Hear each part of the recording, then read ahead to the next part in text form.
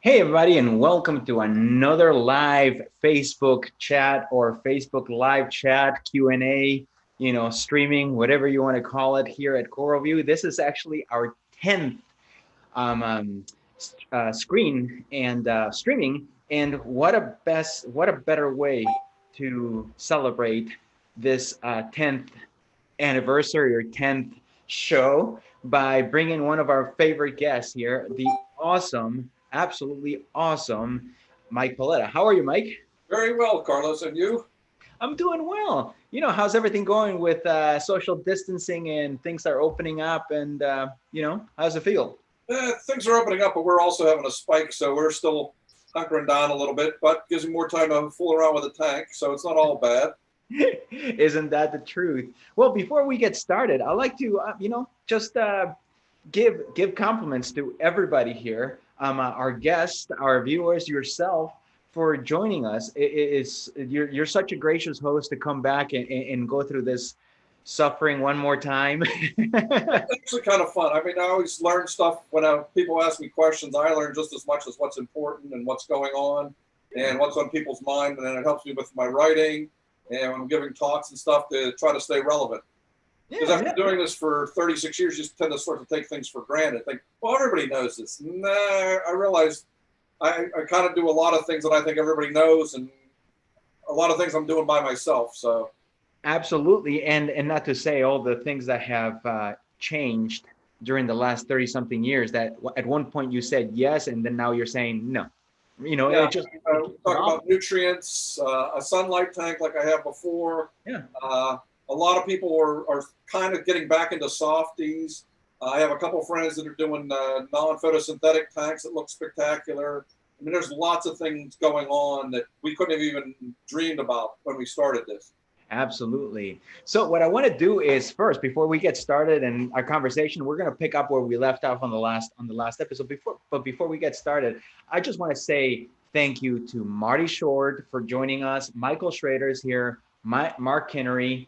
Alex is also here, and I know Sky High Reef is here as well. So Manny Herrera, Dennis is here too as well. So I just want to say thank you, and everybody, welcome to the show. And I hope that everybody loves the show and loves the content. And yes, the tank looks great. I know it is actually looking really good, and right now it is sucking up alkalinity. Oh my God! I had to crank up the alkalinity in the calcium reactor in the effluent because it just wasn't keeping up. Everything just exploding. And the weird thing about it is I haven't been able to open the windows in about 2 weeks. So my pH has barely made it to 8, which tells you sometimes, pH chasing numbers is really, it works for some, works for none, I don't know. I don't know what you think about that, Mike. It's sort of relevant but irrelevant in that I know a lot of people that are growing really nice corals at 7.8, 7.9. The question is how much faster would be growing at 8.1, 8.2, and do they want them growing that much faster? Are they going to be as thick? Are they going to be as colorful? I mean, those are all things to look at. I mean, those are some of the things I've been looking at. I've been doing a lot of experiments over the last year. Fortunately, I open my window every night at midnight and I close it at 6 a.m. because otherwise the CO2 gets up over 1,000. And once it gets up over 1,000, the pH plummets. So by keeping it open all summer so far, I've been able to keep the pH only going over 1,000 a couple of times when I worked in the room for a long period of time. But usually it maxes out around 850, so it doesn't really seem to affect the pH as much. Now, and you said this last time, and I'm jumping ahead in here because we got a little bit of cleanup to do, but you said that you actually have a CO2 meter or something on your desk? Right, I have a CO2 meter on, next time we do this, I'll show the CO2 meter. It's like a $60 item I got on Amazon. Well, maybe. And if you stand in front of it and breathe for 5 minutes, you can bump the CO2 up 100 parts per million. Right. So it's pretty specific. And I have I probably know 25 people that now have them in their houses. And the amount of CO2 that we produce, I mean, I can tell when I have people over and the CO2 goes up down there, even though the basement is a closed off room. In the summer and in the winter, when you're recirculating the air, not really letting in fresh air, the amount is dramatic. Similarly, my friend Paul Lambert is working with us. I got him to get a CO2 monitor. And what he found is that after a heavy rainstorm, the CO2 outside, which is normally between 380 and 450, was over 800 because water droplets consume CO2 on their way down and then release it. So the CO2 levels on the surface are much higher. Wow. So even opening the window after a rainstorm is a bad idea. I get it. I get it. Wow. So they're all little things I never thought I would be interested in. But after seeing the article and the show showing how CO2 can affect growth rates, I got into playing with CO2 levels. And I've kept my CO2 levels down since I started playing with it last September through the winter by leaving the windows open during the day and closed at night, versus in the summer I open them at night and close them during the day. And by doing that, I've been able to keep the CO2 level low enough in the air so that the pH wouldn't drop. And the pH meter now runs between 8.2 and 8.4, and I'm getting phenomenal growth. But I've done a couple other experiments that have pumped the growth up even further. We'll talk about in a bit. But it's been interesting to see how much CO2 does, because it's not just on pH. There were also a couple papers that looked at the microbiome of around the corals when there's high levels of CO2, and they seem to grow more pathogenic bacteria when your CO2 levels are high. Consequently, you don't want your CO2 levels to be high, because that's when you grow the Vibrios and the other bacteria that may cause STN and RTN. So there's a lot more to this than I ever thought about. Right. I also did that article on flow, and I briefly talked about how important it is to have a lot of nice surface flow, because you want to have the oxygen in the room be absorbed in and the CO2 given off. But you have to think about this. If you have high room CO2, it's not going to drive it off. It's actually going to drive it back in more, and your pH is going to drop. So it's a lot more than simply keeping a window open. Yeah, yeah. But I'm also doing a lot of work with fans to blow CO2 away. Like even on days when I can't open up the window, what I do is I turn on the bathroom fan that sits beside the fish tank downstairs, and I have a fan blowing in from the garage. The garage keeps everything cooler because it's mostly underground. So I can blow in cool air, fresh air from there, and it blows through the fish room and it gets sucked out by the fan in the bathroom. Okay. So I'm keeping the CO2 down that way too. That's interesting. That's interesting. You learn all this stuff. It's not just as simple as open the windows or close the windows or bring your CO2 up, bring your CO2 down. Is amazing. Maybe next time you're here, you give us let us share the link of your digital CO2 meter, so that, because I know people would be interested. I do want to say, actually, the last time I spoke about it, I showed a picture of it on some other talk I gave, and Amazon sold out of it in 4 hours. Well, send it to me first before, so I can make my own, and then I'll send it to you. And then if people are interested, they can contact me on Facebook, and I'll send it or I'll post it, whatever. That's fantastic. I want to say hello to Blaine. I want to say hello to Carl, and my God, we even have Kai from Germany here. So the Germans are here. And hello, Kai. That's awesome to see you, and thank you for joining us. Carl Ames actually asked if you or I run a CO2 scrubber. I do not. How about you? I did last year. Before I got the CO2 monitor and started playing with the room CO2. I knew it was high, but I didn't know how high, and I didn't know how to control it or manipulate it. The problem was I was having to change it out. I made an extra large one. It was basically a 5-gallon unit, and I had to change it every 2 weeks. So it got to be kind of cost prohibitive just for taking the CO2 out. So I found just by manipulating the windows and doing the fans, it works just as well. But I haven't done that on the tanks up here. I have 2 tanks upstairs, basically where we live, and I have 3 tanks in the basement, which is the fish room. I haven't really looked at the CO2 up here, but I know it's much higher than it is downstairs. But here I can do the same thing and open the windows, and there's a lot more things going on. But in the soft coral tank, it doesn't seem to have much of an effect. but I'm not really trying to grow these any faster than I already am because they're literally growing out of the tank, as you can see behind me. All right. Well, like I said before, we were on the talk before. We actually had to cut it. We actually had to cut it because you had previous engagement, so we had to cut it short. But we thought, you know what? Let's bring Mike Paletta back in here and let's keep talking because it was so much fun. I want to say though that I want to welcome everybody from YouTube and I want to welcome everybody from Instagram.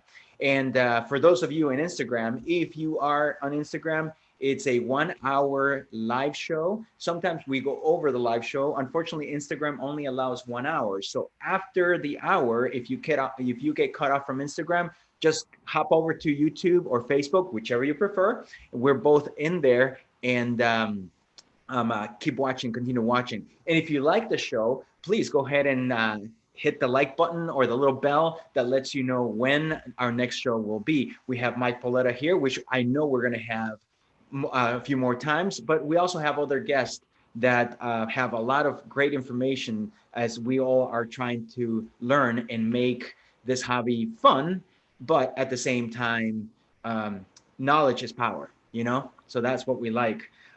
We want to say that Matt Patterson live stream we conducted, we have the contest winners, which was amazing. Okay, we thank you so much, and we'll announce the winners during the program. But I want to say today's giveaway is brought to us by Purple Powerhouse Aquaforest. And then it's called the Ultimate Startup Sets, and each set contains a total of 15 products. Altogether is over $900 worth of prizes. So 3 winners will be randomly selected to receive everything you need to start up a brand new reef tank, which is kind of cool. So it's called the Purple Powerhouse Aquaforest, which is a complete startup kit to start your reef tank, which will be your second or third. Can anybody tell, let's do a quick survey here. Everybody put their comments. How many tanks do you have? I know that Mike said you had like 5 or 6, did you? I actually just took down my quarantine tank today because I'm not planning on adding any more fish to my tanks for a while. So the quarantine tank came down. Okay. It was just in the way, but I have five tanks if you count a big frag tank. Five tanks, and let's see what everybody else. I want to say hello to Sean Beaver. I want to say hello to Michael Lenz and Manny. Manny says he has 2 tanks. I'm sure he wants more. Sean says he's got 5. So a lot of people have multiple tanks in here, which is kind of fun. So let's move on here. Okay. Mike, you just wrote an article about the pandemic for CoralView. Right. You want to talk about it a little bit?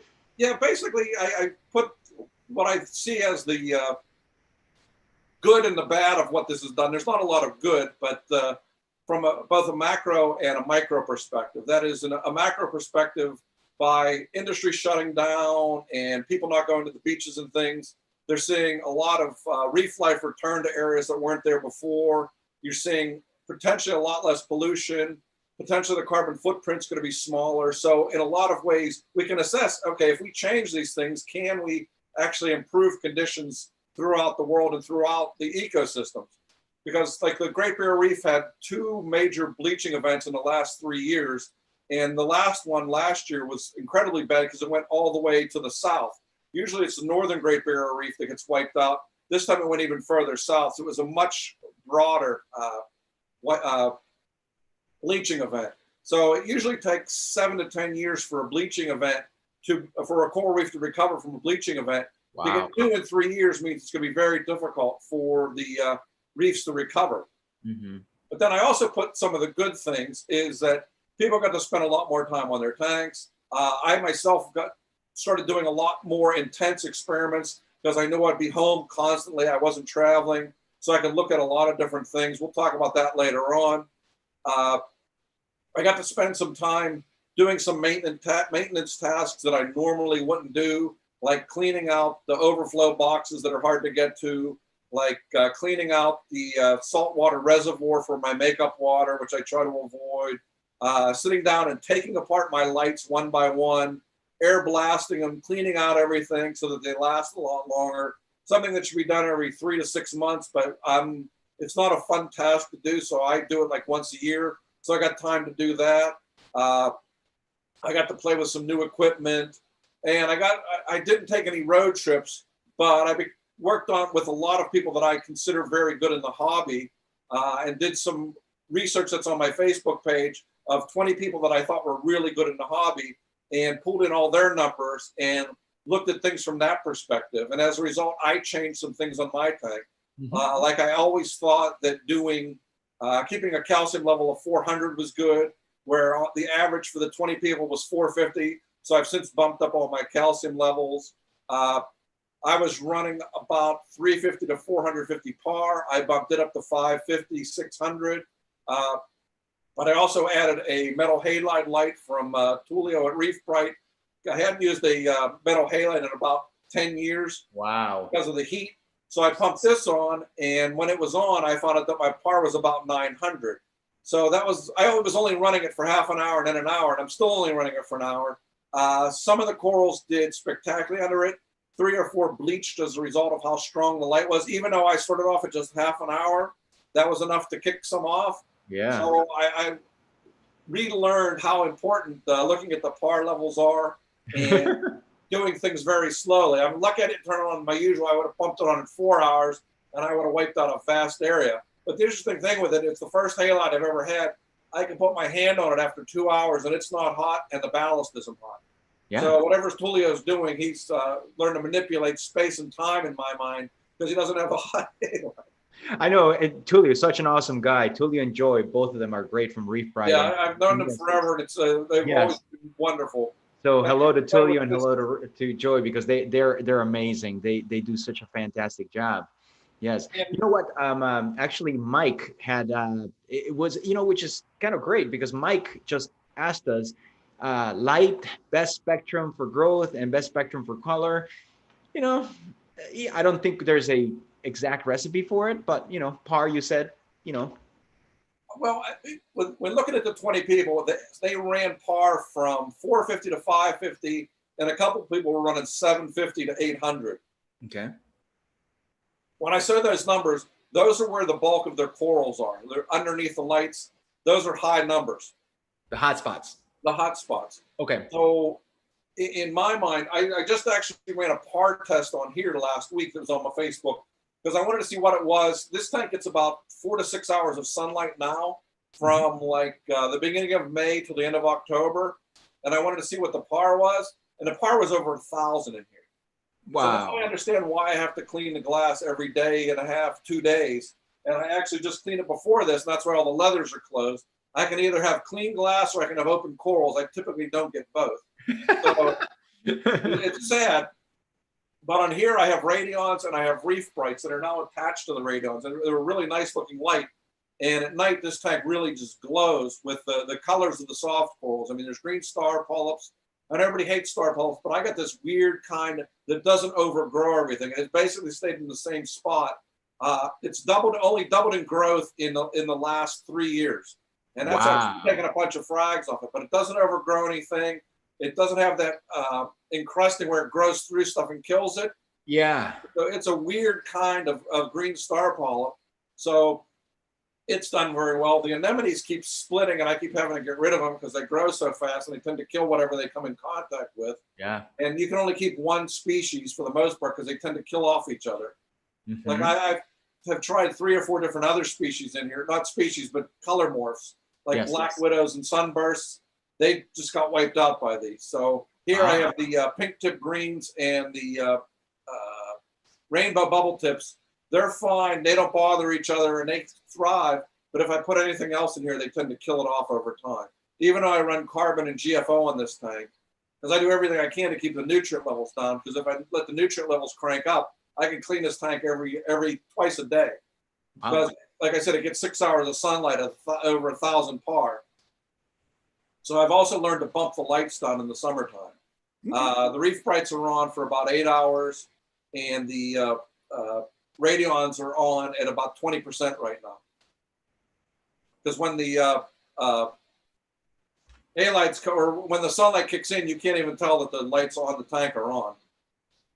And at Sinularia is, I think, 3.5 years old. It came in at about this size, and it grows all the way to the bottom of this 120, and it reaches all the way up to the surface. I had to take the 2 other ones that I had in there out because they were just totally dominating the entire tank. And all soft corals produce some kind of different compounds that are deleterious to the other animals. So if you just let one animal take off, it'll totally control or dominate the area and kill off the other coral. So by keeping it at 1 and running GFO and carbon, I'm able to keep other corals in this tank. Wow. Wow. That's pretty amazing that all the things that you've done in there. Well, the fish in this tank, these are the only fish I'm keeping in this tank. I'm not adding any more fish because, one, any new fish that gets in here gets killed even if I try to acclimate it, because these fish have gotten so used to each other. They put up with each other, and there's no aggressiveness between them. And anything new that I try to put in gets killed literally immediately. Even though I put a box in the front, a egg crate box, and let them get acclimated, they all got put in at the same time because the entire tank got wiped out by an ick outbreak 3 years ago. So then I let the tank go fallow for 6 months, then put all these fish in at once. And I mean, there's a blue face angel, there's a deep water coral beauty, there's a mystery wrasse, there's the only fish that didn't get killed off were the pair of orange skunk clownfish, which was amazing to me. There's a pair of springereye damsels, there's a quinquin vittatus wrasse, and there's a pair of orange spot rabbitfish, and a yellow tang, and a mimic tang. And there's probably a couple other fish, but they get along. It's a nice mixture of fish. Oh, and there's a pair of flame hawkfish too. They survived the ick outbreak as well. But this tank gets fed 3 times a day. Everybody's happy. So there's no new fish going in here. Like I said, that's one of the reasons why I took on the quarantine tank. I'm not planning on adding any new fish to any of the tanks for quite some time now. Actually, one of my experiments right now is I'm going to try to go 2 to 3 months without adding anything new to the tanks, which has never happened to me. I know I'll probably break that, but that's what one of the goals is, to see if that's beneficial or not to be adding stuff all the time. Oh, okay. That takes a lot of willpower, because it's so easy to do. Yeah, well, there's so many corals out there, but I mean, I'm constantly perusing corals on the internet, and my wife says, "That's all you look at are corals." I'm going, "Yeah, pretty much," but there's always something new. But what's funny is I get kind of ticked off by the name game that goes on with corals, because so many corals are the same coral and they get different names. And I was out making a road trip this week, and we saw Master Yoda. And when I saw Master Yoda, it is a Paletta pink tip. It's the exact same coral, because we saw it at different growth phases, and they had one frag that had encrusted over just like the Paletta pink tip did. I'm not saying this because it's named after me, but I found it kind of funny that one of the corals that's now hot and selling for like $80 or $100 a piece versus a Paletta pink tip selling for 20 or 30. I see why people are doing it, but it just boggles my mind. Yeah, it's exactly the same coral. And believe it or not, that coral came to me in the mid-1990s as payment for writing an article for a guy in the Philippines. A guy in the Philippines contacted me and wanted me to write an article for him and for the people of the Philippines on how to propagate corals, because they were looking to get into the coral propagation business, because they thought they could start propagating corals because they had so many and eventually shipping them here. Mm-hmm. I wish they had been able to do that, but for whatever reason, that hasn't occurred. So I wrote the article for them, and a couple of weeks later, I got a box on the front porch from the Philippines. I open it up. There's 4 relatively brown, or 3 brown and 1 green coral. I take them, acclimate them, put them in my tank, and the green coral, after about 6 months, is doing very well. But all of a sudden, it starts putting out these brilliantly colored pink tips. I know it's the Paletta pink tip, but it was doing that under metal halides. What I have seen is that under LEDs, it probably puts out a more purple tip rather than the true Paletta pink tip. I haven't seen the pink tips except in really the best tanks where they're really getting great growth. Usually you just get a purple tip on it. Wow. But Master Yoda and the Paletta pink tip, as far as I'm concerned, are the exact same coral. So keep that in mind if you're buying either of those. That's it. So Mike, that's your kind of answers in a roundabout answers your question about lighting, spectrum, and best color. Yeah, sorry to go off on tangents. But it all depends on what you want. If you're a pink guy, then you go metal halides. If you're a purple guy, you go LEDs. It's the same coral. It doesn't, yeah, sometimes. no, but you can get pinks out of the LEDs. You just, one, have to have all your trace elements correct, and two, you have to run a slightly higher par than you do if you just want to run purples. And you also have to really clean water. Like one of the things I'm now doing is I'm adding 110 watt UV sterilizer on my tank to try and clarify the water even better than it is now. That's my experiment for August, to see what that does in terms of bumping up the yellows and the pinks in the tank. Okay. Those are the two most difficult colors to get in a reef tank, are Yes. pinks and yellows. Yes, the yellow ones are, God, there's so many corals out there that they say they're yellow, and then when we put them in our tanks, they're green. Yeah, And exactly. Well, they fade green over time.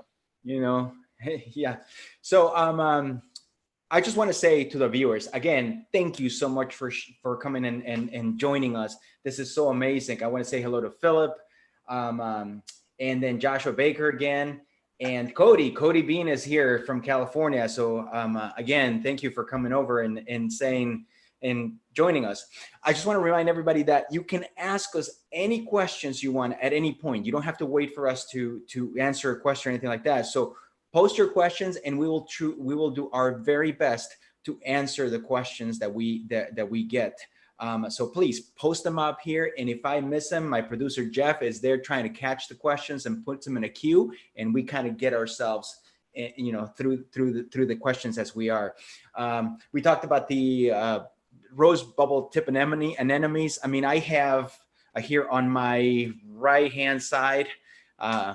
Yes, my left hand side right here. You can see the picture, and there's like a little red in there. Actually, those are Chicago sunburst, they call it. Okay. Sunburst Chicago. So is the red with the fiery orange like tentacles, and then the middle is green. So it's a beautiful anemone, and just like yours, Mike, they split like crazy. I have to get rid of them. I feed these once a week. I feed them mysis and a couple other things, and since I've been doing that, they've just gone nuts. I mean, that's one of the things that I've been experimenting with in a lot of different ways. We're talking about my experiments later, but that was one of them, was feeding, where I really never fed the anemones before. I just relied on the clownfish to bring them. But now that I've gone to feeding once a week, I'm getting these, at least one new baby anemone a month out of these 3 that are in there. And I mean, just the amount of, you can see how big they are. Yeah, but they are. If the sunlight was in the tank, they'd be reaching up to the top of the tank. Yes. Now, have you noticed any color changes, or depending on the nutrients or anything like that? Do they get brighter red? Do they get, what happens to your anemone? I've seen more of a change as the sunlight changes through the seasons, and I bump up the blue light in the tank. Okay. In the wintertime, their colors are a lot more fluorescent because I'm running a lot more blue light and there's a lot more sunlight. Okay. Whereas in the summertime, when their sunlight dominates, they tend to look a little more beigey, pink, yellow, or beigey, rosy, or orange. It's just not as quite as vibrant a color as it is in the wintertime. That's good. That's amazing. It's just, you would think that corals, but the anemones are similar. They get affected by different things. I've noticed also that I bring my phosphates down once a week. So on Sunday is test day for myself. Right. And, I test the Sunday phosphates, then I do my dosing, whatever I do on Sunday night, and then Monday morning, sometimes the anemones have shrunk up because the phosphates have gone down. Now I'm very careful about my phosphates. I have a method of knowing exactly how much to use in order to bring it down. But Right. sometimes they're that, and sometimes they're nice and blown up. I just can't follow their thing. But what I have noticed though is that when I have lower nutrients, the colors are more vivid, and I don't know why. Maybe it's not related than when I have higher nutrients. I don't know why. See, that's one of the things I'm trying to do, is do things more precisely than I did. And that's one of the benefits of being home all the time and not traveling, is I'm logging things and I'm seeing exactly what relationships with things. Like one of the things I looked at when I looked at the 20 people's tanks is their nutrient levels. That was what got me started. my thinking was, okay, all these guys are running really low nutrient levels, and that's why they have some of the most vivid colored corals I've ever seen. But that wasn't the case. Some were running nutrients as high as 90 nitrates and 0.4 phosphates, and still have brilliant colors in the tank. Versus some other people had zero nitrates and 0.03 phosphates, or 0 phosphates and 2 nitrates. That was the not the norm, but a few people, actually 3 people had those kind of low numbers. But then I started looking at the ratios, because I realized it's not necessarily high this or low this, but it's the ratio or the relationship between them. Yes. What I found is that the people that had some of the most brilliantly colored corals had a ratio of 50-to-1 nitrate to phosphate or higher. And some of the people that had even a higher ratio, 80 or 100-to-1, had even nicer colored corals. It wasn't always true, because there was also a relationship to the PAR levels that they were running in the tank. That is, if they were running higher nutrients, they also had to typically run higher PAR to get the kind of coloration they had. If they were running low nutrients and high PAR, the corals weren't quite as vividly colored, in my opinion. Wow. This is a lot of opinion, but there was some rhyme or reason to this. So as a result, one of my experiments, actually my experiment for July, has been to bump up my nitrate levels and reduce my phosphate levels to get to at least a 50-to-1. Because my phosphate levels have been running at like 0.24, and my nitrates have been running at 2. No matter what I was doing, dumping different things in, I could not get the nitrate levels up. I can get the phosphate levels down, but I can't get the nitrate levels up. Exactly. So now for the past 10 days, I've been bumping up the nitrate levels and keeping the phosphate levels at 0.03 to 0.08. And I'm starting to see some colors come out that I hadn't seen before. So I'm thinking there is something to this ratio. It may just be in my tank, but it's something to look at. It's not, because I get better coloration in my tank when my phosphates are between 0.07 and 0.1, and my nitrates are between 5 and 10. Right. So you're looking at that same kind of higher ratio that I was talking about. Yes. And I do that. And sometimes I actually have to feed my tank heavily in order to get the nitrates up. In the phosphates, I have my method of putting in there that it really brings, I can actually narrow it down to, okay, if I add this much, I know exactly how much my phosphates are going to be tomorrow. But yeah, that's my aim. Yeah, no, I was running the Brightwell nitrate blocks, and they were sucking out all the nitrate. I mean, I literally could dump in a whole bottle of neonitrate, and I was getting 0 reading an hour later. Wow. So I have since taken those out, and I'm going back to running a Miracle Mud Refugium, and I want to see how because that was very good at taking out the phosphates. But I'm also adding sodium nitrate or potassium nitrate to try and bring the nitrate levels up, to keep them at least at 5, with my goal of getting them to 10. Yes. Because some of the people that had some of the most brilliant colored corals all had nitrates over 10. So I'm trying to fine tune things even more so than I could have before. Because a lot of times in the past, because I've traveled, because of work, I was doing things a lot more haphazard. Now I'm taking a month, which may not be enough time to see the results of some things, but usually within 30 days of me doing something, I see something beneficial or I see no effect. So far, nothing I've done other than bumping up the PAR too fast has really had much of a deleterious effect.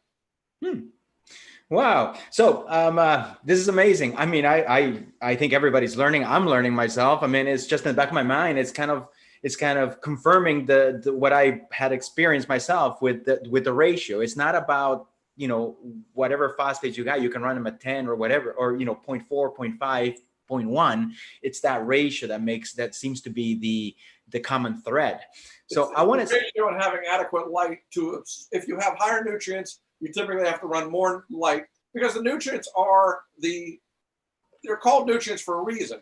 One of my side hobbies, as you can see out the back, is gardening.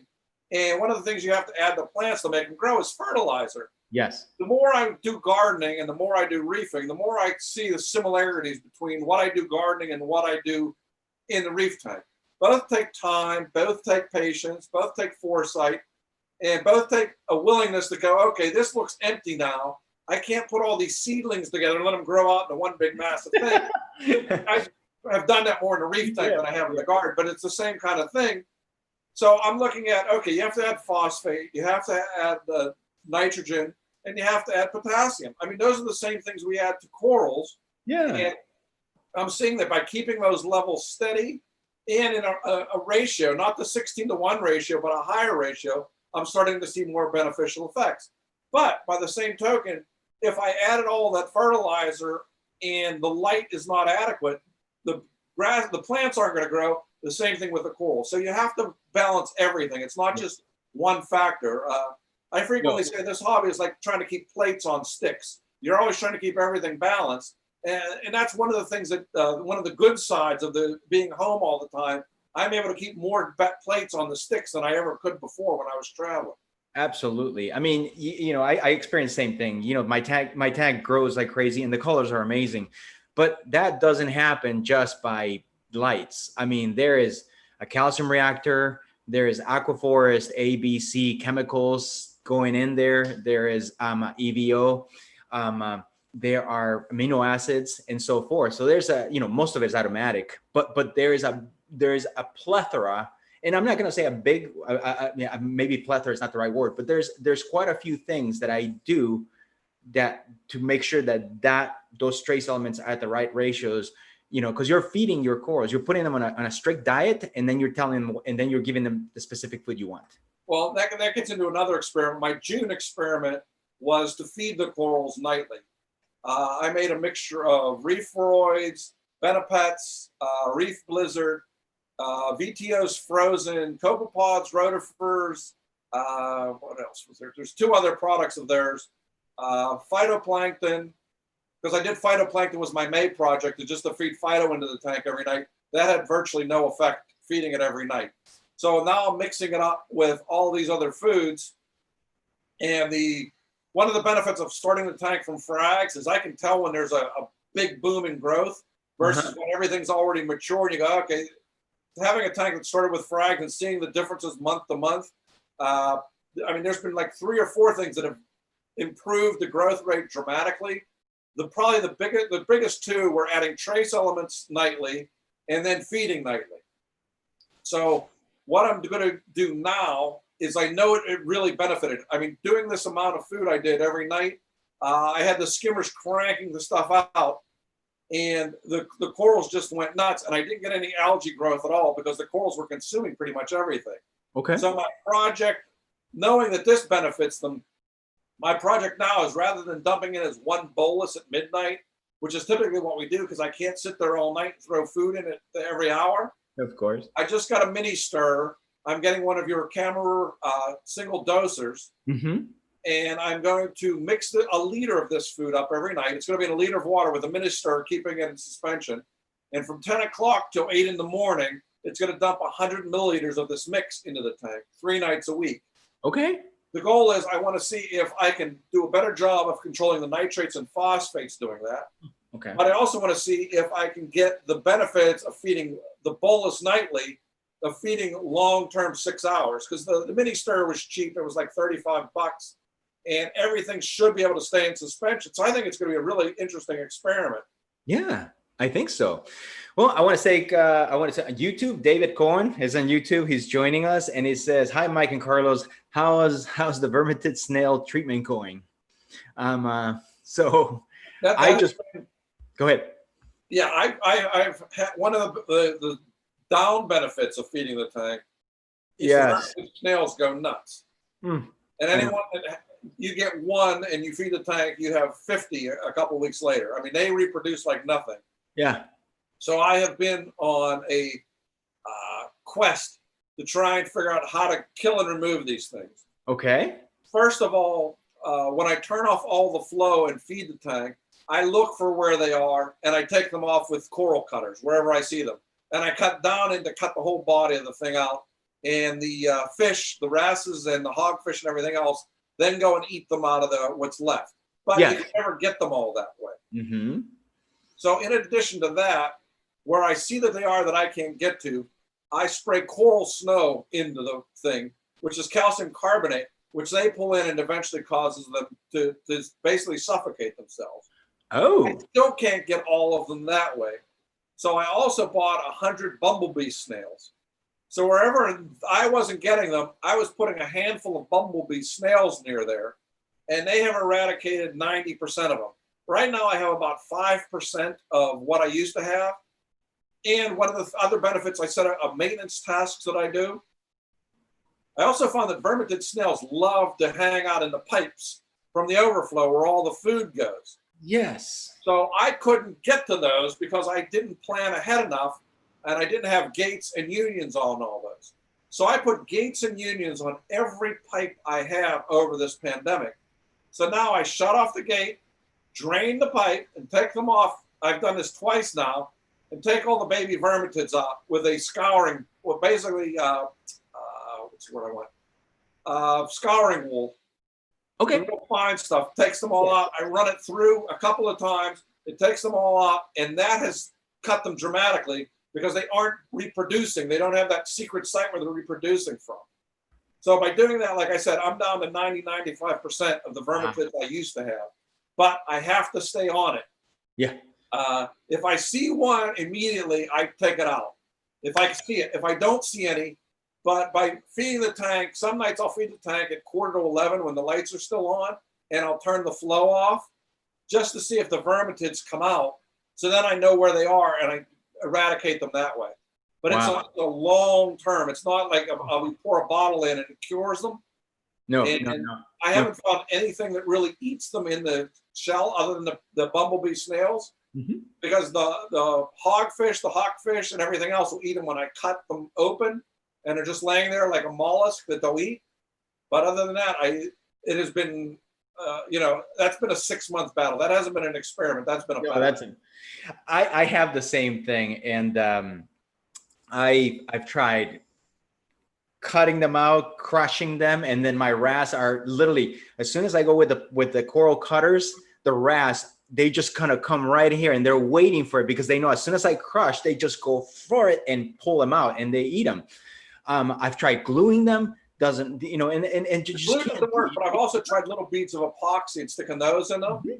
That tends to kill them as long as the epoxy sets. Yes. But the glue, for whatever reason, they push it out over time. Yeah, they do. So I'm like, and then I've tried, the same thing with you. I just went to the store, to the Ark over in Maryville, Indiana. So hello to John and Paul over at the Ark. But yeah, they had bumblebee snails, so I grabbed a bunch of them and threw them in the tank, and hopefully they'll do the work. And I took them wherever they were. I haven't seen one eating, but underneath corals where there used to be vermitids, there's a bunch of bumblebees, and there's just the empty shell left of the. So I have to assume they ate them. Yeah, they did. They were sitting there before I put all the bumblebees in. Yeah, and I've also experienced the thing with those snails getting into my clear filter, the fleece. And unfortunately, with the clear filter, if you have that sharp thing on the paper, it just snags it and then creates a hole, and it's a pain in the butt. So what before, I used to cut them out and scrape them off, and I got to the point one day I'm like, hot water works. Yeah. So I grab the clear, unhinge the bottom part, take it upstairs, run it on really hot water, and they cook, and then just scrape them off. So pipes, you can just do the same thing. If you don't want to scrub them, just run the pipe through hot water and it'll cook. That's it, and you're done. I've also shot the hot calcivosser in them with a syringe as well. That killed them as well, but that's a pain to do. That's too much work. It's all work, but it's fortunately, we've all had a lot of free time on our hands, or most of us had. Yes. Because there's really no place to go. So that's what I've been spending my time on. I mean, my wife will go, "Where are you going?" I'm going to kill snails. I go, "Why are you killing snails? These are not the typical snails that we like cleaning the glass. These are," and they do suffocate and kill corals. I mean, they do. Their mat has killed a lot of frags in that tank in the early time when I was doing it, since I started being really voracious in killing them.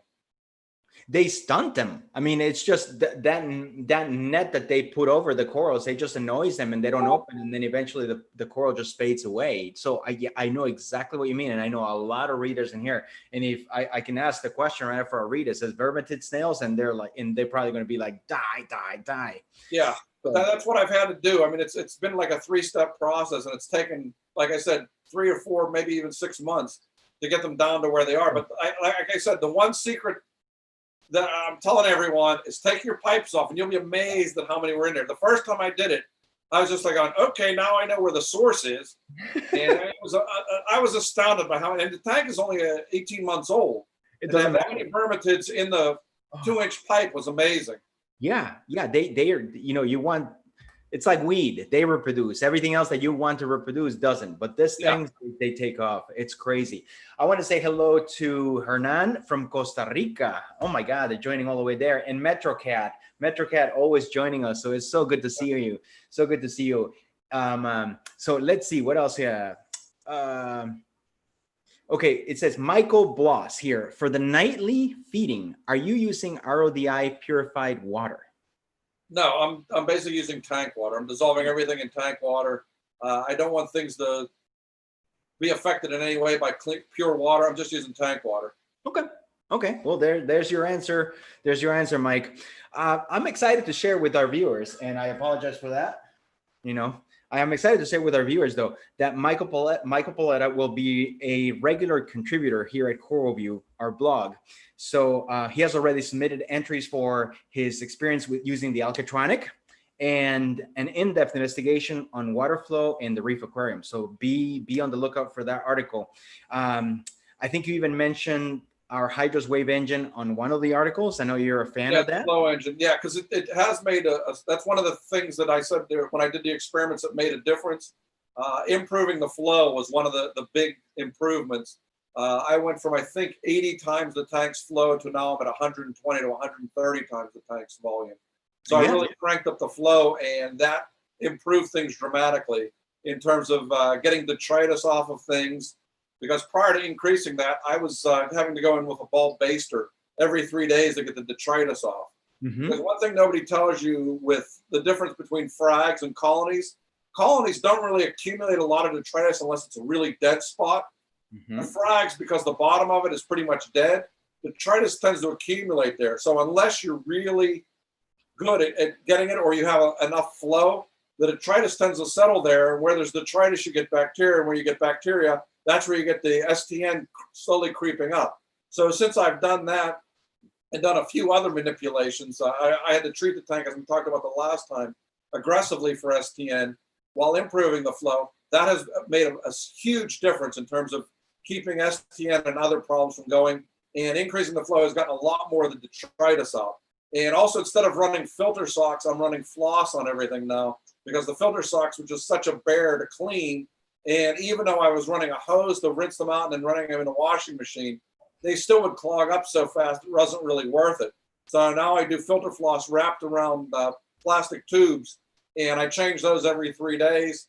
And they take like 5 minutes to rinse out, and they're clean, and you can keep reusing them. That's amazing. That's you just have to. I want to say that the wave engine, though, is not, a lot of people say that the wave engine is like, well, it's not really a pump, or it's not really a controller.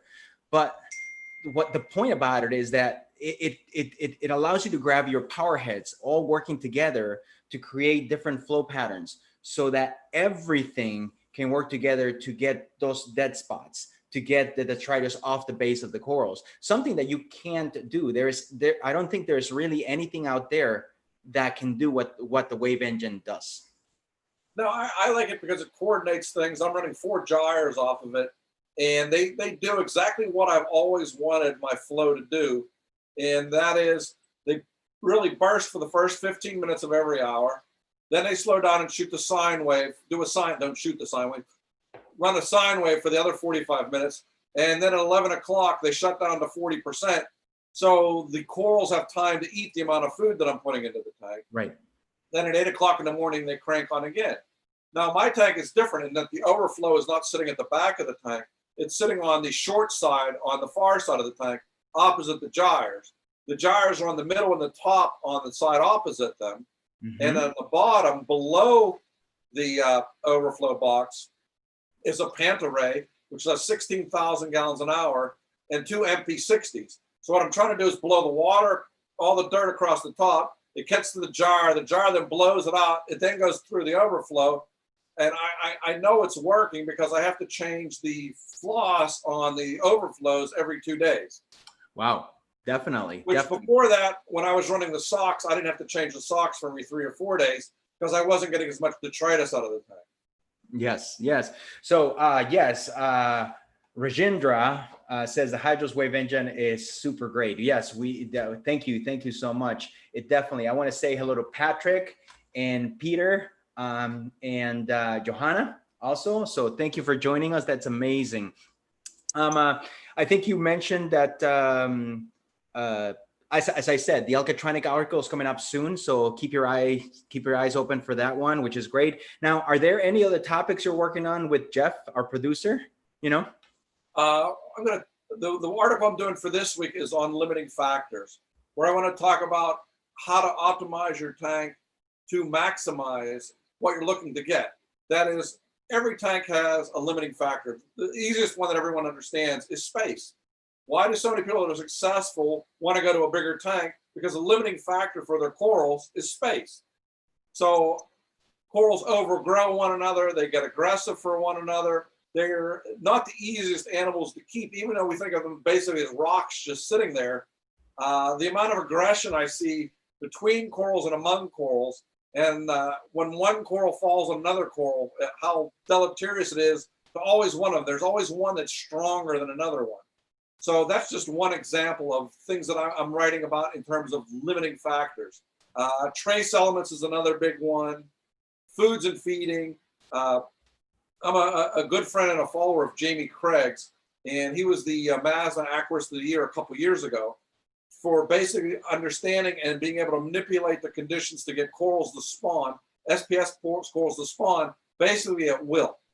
So I have followed and done a lot of the things that he's doing, particularly in terms of coral nutrition and lighting, and to try and minimize nutrition and lighting as being limiting factors. So those are all things that are going to be in the next. It's going to be a relatively brief article to give people ideas of what to look at and what they should try to make sure aren't limiting factors in their tank. That's fantastic. And thank you so much for saying that, because we had a couple of questions about, follow up on the trace elements, and we talked about coral food, and they were like, when do you feed and how much do you feed? And I think that's something that you'll cover on the article, hopefully. Down the line, there's going to be a whole article on feeding corals. Fantastic. Particularly since I've done different things and I'm starting to use some of the foods that you have to try and add those into the collection. I mean, the good news is there's now a lot of foods. The bad news is there's no perfect food. But I don't have a problem adding a lot of different things because every coral has different needs, and one food isn't going to supply all the needs of everything. I mean, there's people out there that all love steak, and there's people out there that love fish, and people that love chicken. You're not going to satisfy all of them with one thing. It's pretty much the same way with corals. You can't think of them as all one. So by adding a wide variety of foods and also giving it to them a long enough time to absorb it and eat it, I'm going to be interesting to see. Because I do take pictures of my corals. The first of every month is Coral Picture Day. Because that gives me a good idea of how much they've grown from month to month. It's basically 30 days. So it's a good way of seeing how big things have gotten in the last 3 months versus the first 7 months when I was doing this is rather dramatic. I mean, the growth rate has gotten exponential. I know that is partially because the corals have gotten bigger. And as they get bigger, you start to see the growth faster. Yes. But I've still put in some smaller frags over the last couple of months, but even those have grown much faster than I was getting earlier on. And I mean, like I said, I've been trying to only manipulate one factor in the tank every month so I can assess, okay, this made something. Like the first month, the thing I did, I was starting to add nutritional yeast to the tank. Now, one of the hypotheses was adding yeast to the tank will make a big difference. I saw absolutely no difference after adding nutritional yeast for a month. Okay. I played with bumping the PAR up dramatically. It had some impact, but from my point of view, the impact was slight. It wasn't like the corals exponentially grew because there was more bright light. So I don't think that changed a lot. I told you I did phytoplankton for a month. That didn't change things dramatically. The three things that I have found over the past 9 months that have changed things dramatically was one, increasing flow changed things a lot. Two, adding trace elements nightly. Like I said, I've been using Reef Moonshiner's additives now for 3 months. That bumped things up to a whole level that I hadn't seen for the previous 9 months. And then feeding starting in June every night has also changed. So I haven't stopped adding the Reef Moonshiner, but adding the next thing has bumped it up to the next level. And that's pretty much what my goal is to incrementally improve things. Because realistically, I'm not going to see something that I do that's suddenly like, wow, I suddenly have corals growing out of the tank at night. Mm-hmm. But what I expect to see is improvements in either the growth rate and or the coloration, with the goal is to get both. Because obviously corals that are growing better are more colorful. When you have the different colored growth tips, the corals look much better than they're all just one coloration because they're not growing. Yes. Yes. Wow. Before we move on here, I want to say that last stream, the last live stream that we had with Matt Patterson, one of the winners is Jason from Illinois, and he won. Check this out. He won Ice Cap Pod Habitat, an Ice Cap CO2 scrubber, an Ice Cap 4-inch filter media cup, an Ice Cap Coral Photo Lens Kit, an Ice Cap Coral Frag Transporter, 1-year subscription to Coral Magazine, and 1-year subscription to Amazonas. Wow, that's pretty good. So Jason from Illinois, congratulations. We have a few more prizes, and if you haven't claimed your prizes from the last live stream, please do so before we move on to the next winner. Exactly. All prizes that aren't claimed come to me, just so you guys know. There you go. You all heard it. Well, you know, you're gonna have to ship him some stuff. That is amazing. Let's see, what else do we have here? Going back to more in here. What is I have a question right here from one of our viewers. Yes. I recently found a gorilla crab in my 100-gallon reef tank. Is it reef safe? If not, how do I catch it? Other than the smooth colored crabs, I try to get rid of all crabs because eventually they become problematic. When I had my old 300-gallon tank, when I was taking it down, I found a crab in the tank that was this big that I never knew was there. But I also knew something was eating things because I never found a dead fish in that tank either. So I try to, unless I can verify, I don't know what species a gorilla crab is, but if it's, I know the blue eyes need to go out. I know the hairy crabs need to go out. So I try to remove every crab. Now, getting rid of stuff in a big reef tank is one of the more difficult things. And it goes back to, you got to be patient with everything in this hobby. So the things that I do, first thing I buy when I get a new tank is a red flashlight. Why? You can look at the tank at night with a red flashlight and it doesn't startle anything unless you bang it around. They will sense your vibrations and hide. So if you have a red flashlight, you can sit there after the lights are out. 15, 20 minutes is when a lot of stuff comes out. You can see things you never knew you had in the tank before. Yeah. Sit there with a red flashlight and see where it lives. Then you can also see what it may eat. And you may get a piece of shrimp or a piece of fish or something like that. Put it near where it lives and see if it eats that. If it does, you can try to set up a crab trap. What is a crab trap? What I typically set up is a PVC tube that's long enough that the food can go in one end and the crab will sense where the food is and go in. And before the crab goes out, you can lift the tube out. Okay. I do that for manna shrimp, and any crab I don't want, or bristle worms. I'm not a big fan of the giant bristle worms, even though some people say they're good. I get the big, gigantic ones that I always find them on the bottom face of coral skeletons, and a coral skeleton is consumed. So I have to assume they're eating it. People will say, oh, no. I tend to disagree. So I take them out of the tank every opportunity I have, and I have a bunch of different traps for taking out worms like that. If fish die and I don't see the bodies, then I know it's either worms or crabs in the tank. and then I go and sit at night and try to get them out of the tank. Wow. That's, you know, those bristle worms, they're things of nightmares sometimes. I mean, Well, every time I've taken down this tank, I don't see any bristle worms in here, but there's like a few in here. When you lift up the rock and they're under there and they go in your fingers. oh, painful. Painful. Well, what I found is I put super glue on the tips of my fingers and let it dry, soak my fingers in hot water to kill the toxin, and then I peel the super glue out. That takes the spines out of my fingers. Okay. Yeah, I've tried it with tape too. Like tape, just kind of roll over and it just grabs the little spikes and pulls them out without you. Yeah, the super glue, I use super glue for everything. As many times as I slice through my fingers, my wife goes, "You need to go to the hospital." I can do. We got super glue. Super glue. It burns for 5 seconds and then it's sealed. Funny thing is, she once sliced her finger and she goes, "Go get the super glue." I go, "No, we're going to the ER." No, I got the super glue. It sealed it up and worked. That is funny. All right, we have mom in the other room that she's not happy with that. We have Granger here, and it says, CoralView, have either of you had experience with safety stop? If so, your thoughts, please. I don't know what that is. I'm sorry, I don't know. So technically, the answer is no. We don't have any experience on safety. I don't have any experience with it. I've never even heard of it. All right, Steven, any best practices for moving large amounts of SPS into a new system that is 10 feet away? First thing I would do is frag everything. Yes. Have frags as backup and have one of your good friends, somebody you trust, hold them for you. Make sure you can get them back, but have them hold them for you. Make sure they're doing good. Try to do this so you give yourself enough time. Then when you're moving everything, if you can have the other tank set up or water set up there so you can do it. And in moving them, what I would try to, big heads are the worst thing to have to move because they tend to mucus up and everything.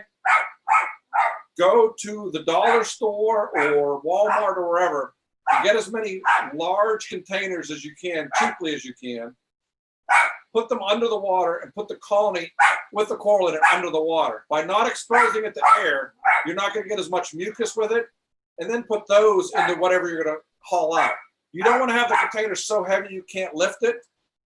But there's a lot of plastic bins you can buy. Put them in there so when they splash around, it won't be problematic. And that's been the easiest way I've done it because I've transferred my 500 to a 1200, a 300 to a 500. It's never fun. But the best thing you can do is keep the corals from going out. Save as much of the old water as you can because you don't want them to go from your tank to all new water. Make sure the new water in the new tank has been set up for at least 3-4 days, but preferably a week to let it not be as caustic. Put some of the live rock from your old tank into the new tank beforehand if you can, and then try to transfer everything as quickly and as painlessly as you can. Obviously, try to have everything close in terms of especially alkalinity, temperature, and pH, but everything else, calcium, magnesium, try to have them as close as possible. They don't have to be precise, but if you're close, you'll be in good shape. The moral of the story is try to keep the slime down to, at the end of the day, that's what causes most of the damage. Yeah, you can hear my dogs barking back. We just got a new puppy, and they play with each other. One's 10 years old, one's 10 weeks old. Oh, they chase each other around. That's why they're barking at each other. They're playing. Yeah, so see, I apologize for that. Every time you bring a younger dog or a younger cat, it injects life to the other one, and all of a sudden the older one's got a little giddy up. You know, which is great. I think that's well for a short time, and then the older one sleeps a lot more. Yeah, and then the other one says like, "Leave me alone." Yeah. All right. So now it's time for a new product roundup. But first, the team back at CoralView headquarters has been rounding up old products, slow sellers, stuff that has been discontinued or has any new version out. Factory seconds with minor blemishes and a bunch of open box stuff. Literally brand new products that stores won't accept because the box has been opened. So we're talking about stuff Jeremy and myself use on videos, products loaned out for store use, something we open to take pictures, customer returns, trade show displays, you name it. Tons of cool stuff that totally works that stores won't take. but you can take it. And we want you to, because we're moving, and you see that Jeff, actually my producer, wrote this. So I sound like a radio commercial, but you can take it, and we want you to, because we're moving into a brand new building early next year, and we don't want to haul it. Trust me, we're all going down to New Orleans to haul stuff. So you'll do us a big favor. Our loss is your gain. You can save hundreds on new and new like stuff. We offer a limited warranty on everything sold so far. So be sure to check the items descriptions details. We've sold an Abyss pump, a Gyro 3K, a battery backup the other day. This is good stuff. Visit CoralView.com and click on the outlet. Join the CoralView Outlet store Facebook group, and our producer Jeff will put that link on the chat as well, because that's where we'll post the stuff we unearth and prepare for the big move. So some of the products in the we also have talk about the Easy Reef Easy Reactor, and this is going to fit right down your alley, right, Mike? Right. That's one of the things one of the new products I'm actually really looking forward to. That and the Mastertronic. Yes. Two of the really only things I'm looking forward to for the rest of the year product wise, because as I said, I'm doing a lot of feeding. The next thing I want to do is live foods to see how much even more that improves things. And with the Easy Reefs, basically automatic feeder type thing, as I said the last time, I saw a similar device in Italy, and this guy grew out his tank in a year faster than any tank I've ever seen. He's the only person I can honestly say I saw grow corals faster than Sanjay. And he wasn't running, 10,000 par and, massive nitrates and alkalinity. His values were normal, but his stuff had grown so big. I mean, most of the corals colonies in there were the size of basketballs in a year. I mean, I've never achieved that kind of growth rate because I'm always messing around too much. But this guy had it down to what he was doing in terms of feeding the tank this plankton every night. And it was automatic, so it was relatively simple. And what was funny is this guy lived in the middle of nowhere. You would have never thought this guy had a reef tank. And we went onto his property, and he was like me in my old house. The third bay of his garage was his fish room. And he had this spectacular 500-gallon tank. He also got in a baby French angel, which they don't get in very often in Italy. And the baby French angel in a year went from that big to this big. Oh, geez. And it didn't bother the corals or anything. I mean, it was an amazing tank.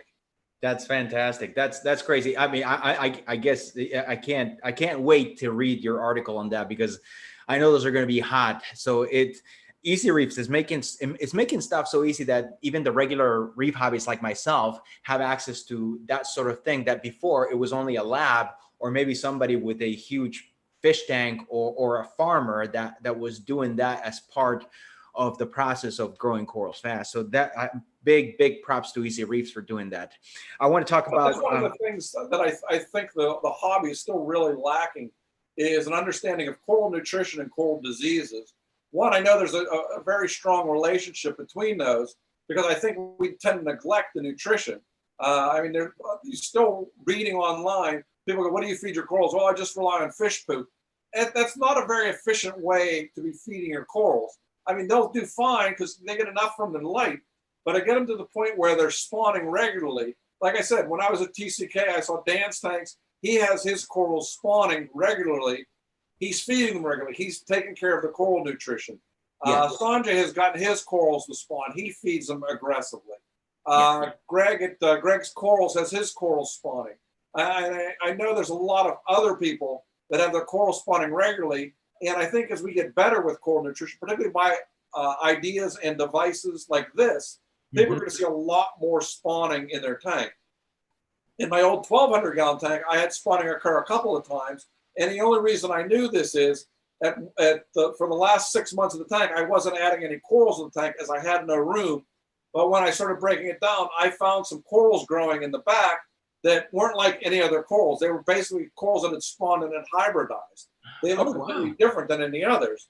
But this is 13 years ago. Right. So we didn't have a clue what was going on. At least I didn't have a clue. I'm sure somebody had a clue. And this tank had access to not only moonlight, but it also had sunlight, but it also had moonlight. And that's typically when the corals will spawn. I mean, that's another thing you can look at. if you ever want to go and read Jamie Craig's stuff, I mean, he basically gives a detail of what he's doing. I mean, that was his PhD thesis, and it's published on his Facebook page, his link to it. So you can read that, and I mean, there's no secret as to what he's doing to try and get his corals to spawn. So if you want to do that, it's not as hard as you think it is. Wow, wow. Continuing to answer some questions in here. K-Dub, what is your schedule for UV? Does it run 24/7? Currently, it does because it was a small 35-watt unit. Now it's basically going to be on. I'm also, one of my other experiments was shutting down the skimmers to allow the corals to feed. So from, actually my skimmer shut off from 11 o'clock until 1 a.m. and then during the day from noon until 4. I'm shutting them off for 6 hours a day. I'm going to do the same thing with the UV. I'm going to shut the UV off at night so that, particularly once we start adding the live foods, I don't want the UV to kill all the live food off. So right now it's been on all the time, but when I'm adding this big UV sterilizer literally this weekend, once it's on, it's only going to run for probably 16 hours a day. All right. Wow. Wow. Okay. And that makes sense. A lot of times we forget that we're feeding the corals, and if we're feeding live, we got to turn that thing off. It's not just turn it off for medication or so forth. You got to turn that UV. Otherwise you're bad. Yeah, you're defeating your purpose. You're adding this and killing it off here. Exactly. All you're end up with is waste. Just remember that anytime, if you're one of those people that like to feed live or anything like that, then please, or add pots to the tank. We do that sometimes. We add those live pots. Make sure you turn off the UV. Otherwise, they're going to float around and just going to get killed. All right. So another couple question here. Dennis, hello, Dennis. This is for both of us. What is your favorite coral? That'd be like, who's my favorite kid? I love them all, and that's the problem. That's why I have so many tanks. I have this tank here, which is a soft coral and an anemone tank. Mm-hmm. In the other room, I have a SPS non-acro tank. It's the only SPS tank I've ever had doesn't have any acros in it. Downstairs, I have my 500, which is an SPS tank with probably 500 different kinds of corals in it right now. Next to that is my nano tank, which is an LPS tank. It has chalices, gonies, zoanthids, and euphyllias, and blastos. So I love every coral, but I have also realized I'm not good enough to keep them all in one big kind of mixed tank. Mm-hmm. Although there are kind of mixed things, like this tank has anemones and sinularias and a lot of different soft corals, zoanthids. Mm-hmm. And the SPS tank has acros, montes, turbinarias, postaloporas, stylophoras, seriatoporas. It has a big mixture, but it also has two really nice green leathers in it too that I've had for 10 years that I've cut back. When I moved from the 300 to the 500, I basically cut them to a quarter of the size that they were and put them in there and give them another 10 years to grow.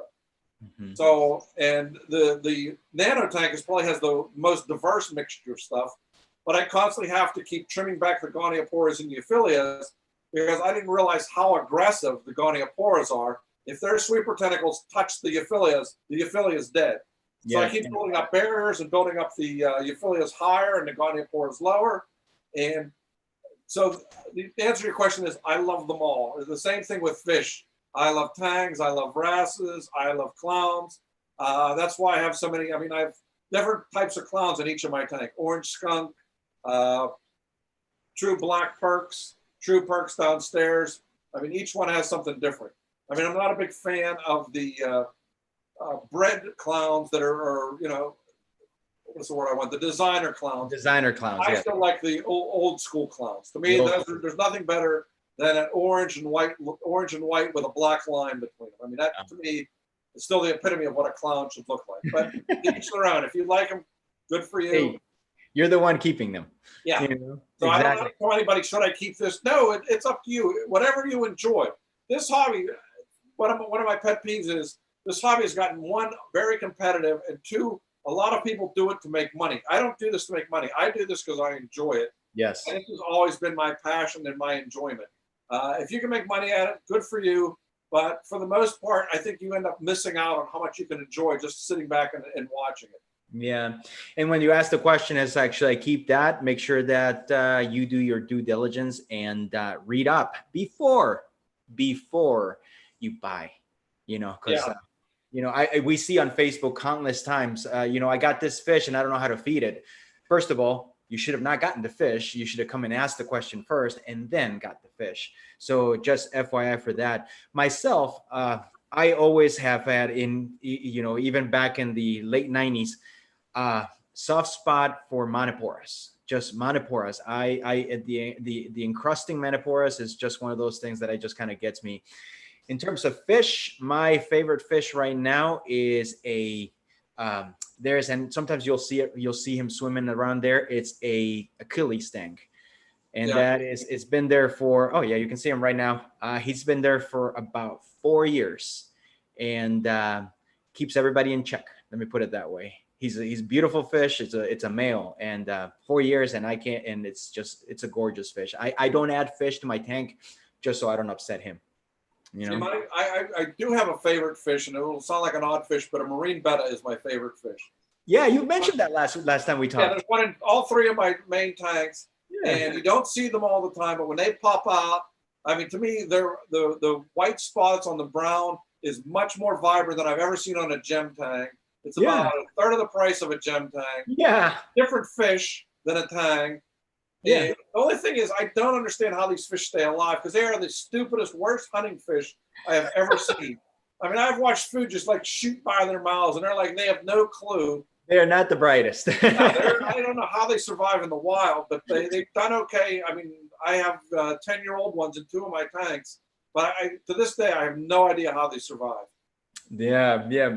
All right. So Mike's brain has been around Mike's reef keeping brain has been around for 36 years. So he's experienced pretty much everything around, So he's like a reef aquarium almanac, as my producer calls him. So I'm going to bring different aspects of the reef aquarium and then tell us your experiences on that. And this is a great exercise, I think, and it's going to be incredible. So this segment, if you're a newbie, this segment is going to be for you, just because this is kind of like the question and answer, the typical question everybody has, and here are the answers.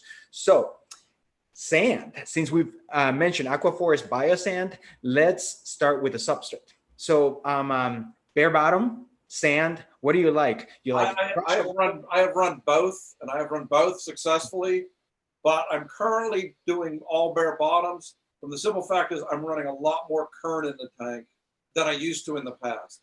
Okay. And the problem I always had with substrate is after 2, 3, 4, 5 years, because I'm in this for the long term, I eventually had to remove it.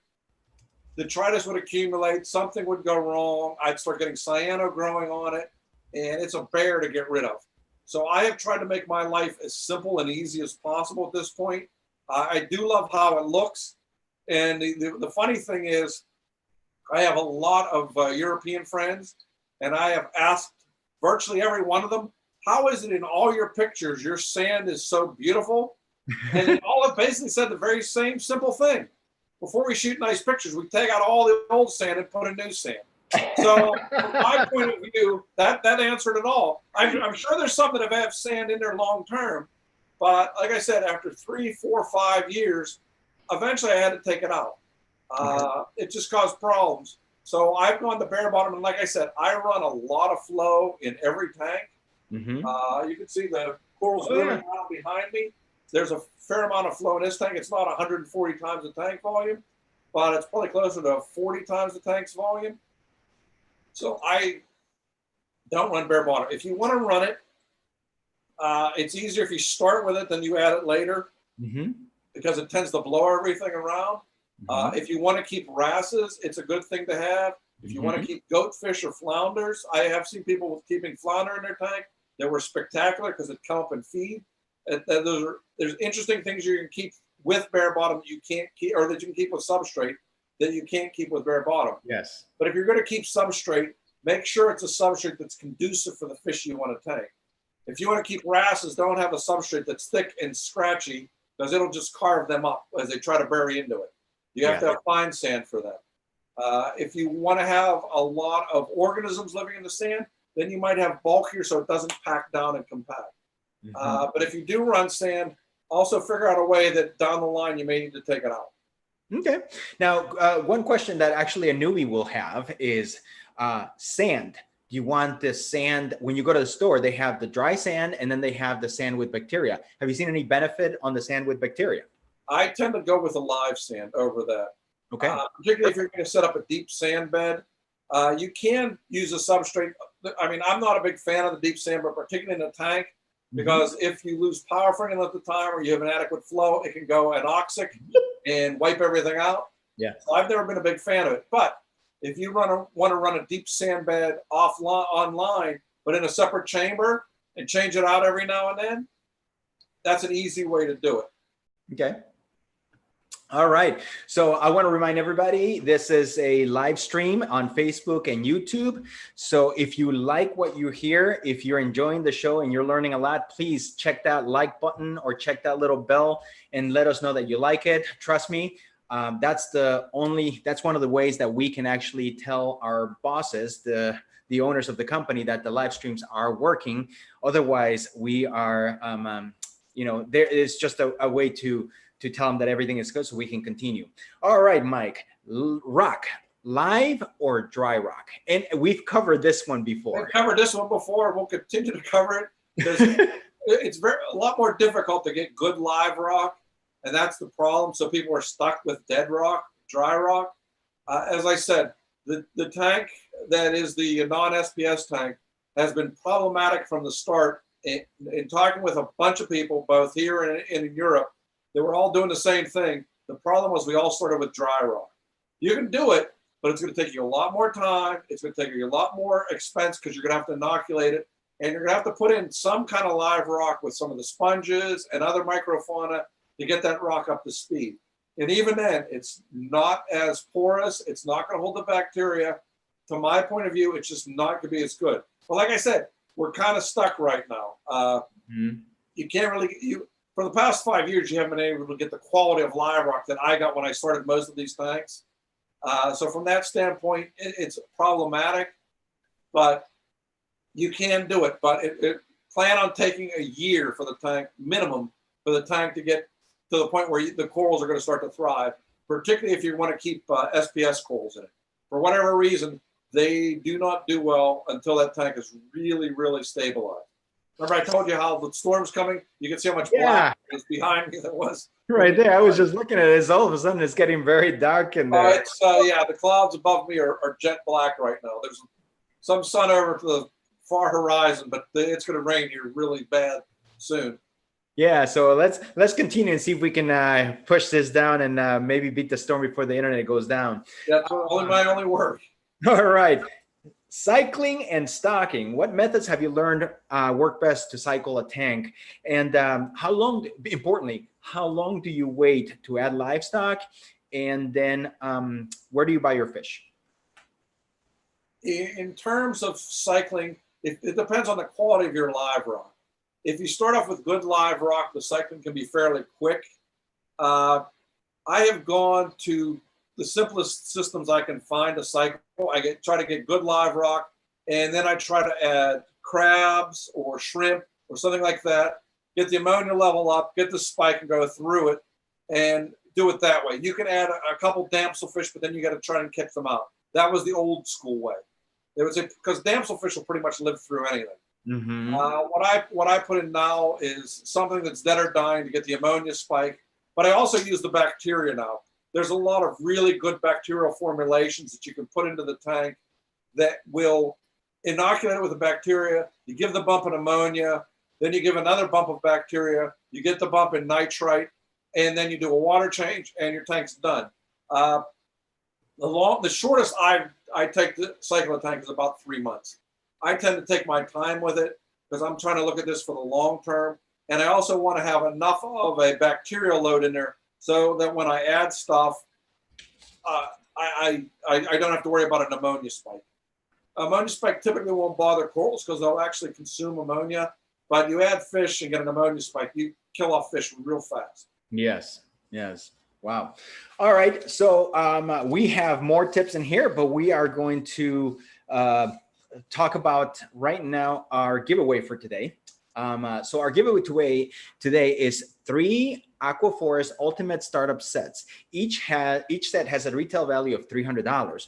Within each set, there are 15 products to help you get started out successfully and continue on with the maintenance of your first reef. So as we're giving you tips on how to start your new reef, here's also a great prize to help you with that initial reef. So here are the 15 products that it contains.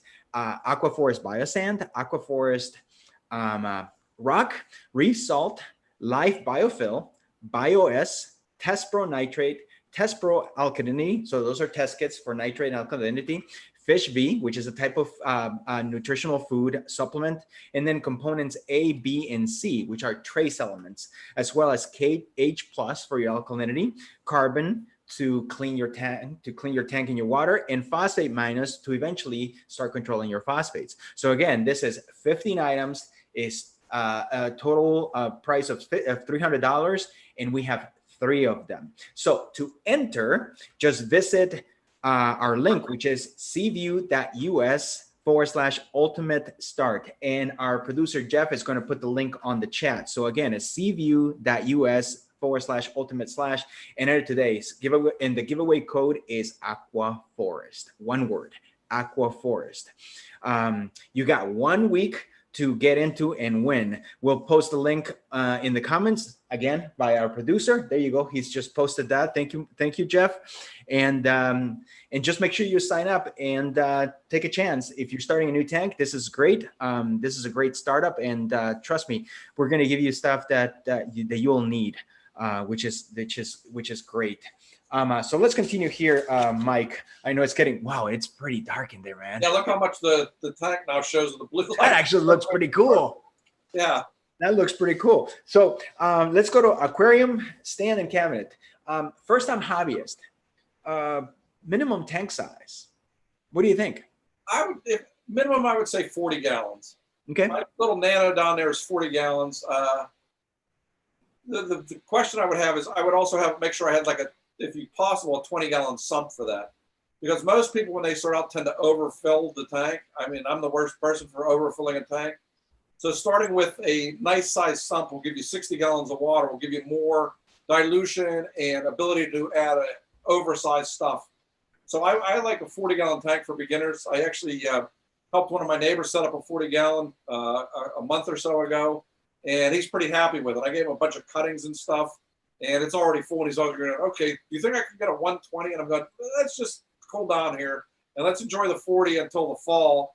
Make sure you're doing everything right, and in 6 months we'll go to the 120, because that's one of the things that once you're successful, he basically has soft corals like these and they're growing like weeds, and he doesn't understand that they'll kind of self-limit, but if he goes to a 120, all he's going to have is a 120 full of weeds. So, wow, I've always believed that with reef tanks, and it's hard to get that concept sometimes, especially if you're a newbie, but the bigger the tank, the easier it is, right? It is to a degree, but it's also a lot more expensive. Of course. I mean, once you get up to the 500 and above tanks, the price of the equipment gets like exponentially higher. I mean, when you buy the gigantic skimmer, but that's why I didn't buy a gigantic skimmer. That's why I'm running 2 skimmers that are smaller size. Mm-hmm. With the old concept was you can run 2 skimmers. Oh, no, they work really well together. They take out different amounts of stuff, and it's been a lot less expensive than running 1 gigantic skimmer. Yeah. I know the skimmer manufacturers are upset that I say that. Oh, we have a visitor. Yeah, no, that's fine. That's fine. I mean, it's your opinion, and we're trying to help. We're trying to help newbies here. There's a new puppy. Yes, I want to say hello to Keith. Keith actually says I need to be Mike's neighbor. Not today with that storm. It's crazy, but the tank looks amazing. Actually, that looks really cool. And I think you have your dog, but I can't really see it. Yeah, this is my dog. This is Zoe. This is the new puppy. Yeah. So I think we've covered lighting already. So we can. One of the things we shouldn't look at is temperature. Yeah. Let's look at temperature. I was going to move on to that. I do things opposite of most people. Most people keep their tanks warmer in the summer and cooler in the winter. Okay. I keep mine cooler in the summer and warmer in the winter. The reason being is I've learned the hard way that if you have a power outage and you're keeping your tank at 79 and your AC goes out for 6 hours, it doesn't take that long for your tank to crank up. Similarly, in the winter, if you're running it at 76 and the temperature power goes out for 12 hours, it doesn't take that long for your tank to get cold. Mm-hmm. So I run my tanks at 74 to 75 in the summertime. And in the wintertime, I run them 77, 78, even 79. Wow. It gives that little bit of flexibility if there is a problem.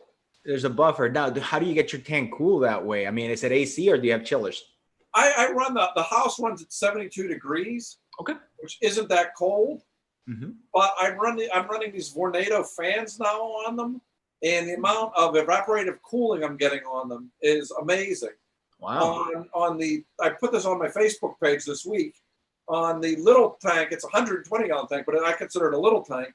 In my living room or in my dining room, before I put the Vornado fan on, it was running at 81 degrees. I'd open up the doors, it would come down to 80.5. Even though the room is 72, with all the equipment and everything on that tank, it was doing it. I put this little $20 Vornado fan that blows across the water, tank's 75 to 76 now. Wow, that big of a difference. That big of a difference. But I went from evaporating 2 gallons of water a day to 4. Oh, wow. Yeah, well, there's always a catch. Yeah. And that's the downside. So I've had to run my dehumidifiers. Yes. All summer, which I only usually run them in the wintertime. Yep. But now I'm running them in the summer. I mean, it adds an expense, but it's a lot cheaper than running a chiller. That is what I used to spend in a chiller. Come here. Yeah, that is true. All right. So test kits, which parameters do you test in on a fish only marine tank, on a reef tank, standard home test kits? What do you think? I test regularly. I test alkalinity every day or twice a day when I don't have my alkatronic on it. Okay. I test calcium twice a week. I test magnesium once a week. One of the things, as I said, I've been playing with is nitrate and phosphate and trying to balance them out. And I've been manipulating those. So I've now been testing nitrate and phosphate every day.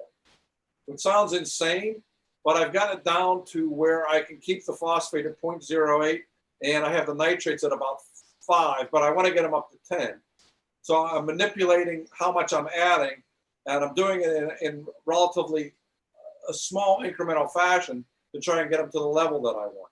Yeah. So that's what I'm measuring. The other thing I'm doing is monthly ICP testing. Mm-hmm. I because, as I said, since adding the Moonshiner's trace elements, before I added the trace elements, I wanted to make sure I had a good baseline, so I ran the ICP testing. Now I'm starting to use your ICP tests on a monthly basis to try and assess things and moving some of the trace elements levels slightly up and down. I have them down to where they're pretty fine-tuned. I also bought one of the high-end micro pipettes that'll do from 0 to 10 milliliters. And so I can just take out the trace elements and shoot them in. So instead of measuring them on a syringe and taking forever, it takes me roughly 5 minutes to add all my trace elements every night. It was a $29 item on Amazon, and it's probably one of the best $29 items I bought. Wow. So in that way, I do the ICP testing monthly. But once I have everything fine-tuned, I'll probably go to doing it quarterly. Yeah, which is what most people do. And once I get the Mastertronic on, I'll have constant nitrate and phosphate, so I won't have to do that testing. Yeah. But alkalinity with the Alkatronic, that was one, as I said, we talked about the last time and what I wrote about in the article. That's been one of the best things for keeping things stable. Because one of the things I think we tend to think that, okay, I had this alkalinity spike and I get STN as a result.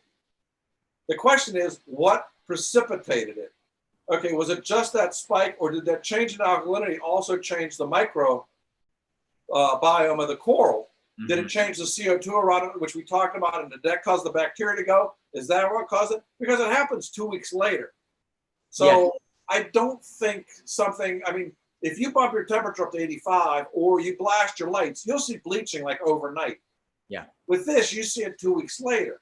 So there's a cause. But what is the effect? Is the effect that it changed the biome? Did it change the CO2? Did it change something that we're not assessing?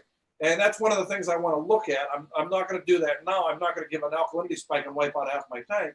Right. But as my corals get bigger, look at this dog. And